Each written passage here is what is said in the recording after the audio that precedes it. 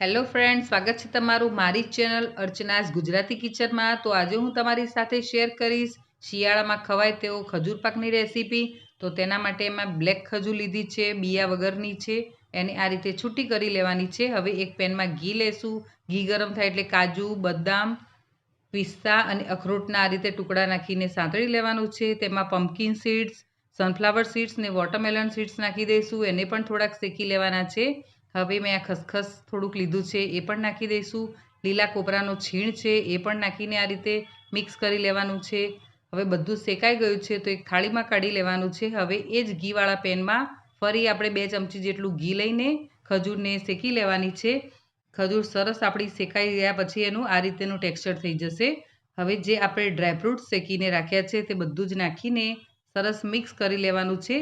એક થાળીની અંદર butter paper નાખીને બધું જ મિશ્રણ આ રીતે પાથરી દેવાનું છે।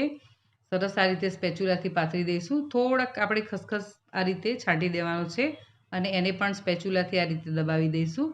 હવે એને આપણે કટ લગાવી દઈશું। જો તમે પણ પહેલી વાર બનાવતા હોય તો એકદમ આસાન રીતે ખજૂર પાક આ રીતે બનાવજો અને જણાવજો કે ખજૂર પાક તમે કેવી રીતે બનાવો છો। Thanks for watching.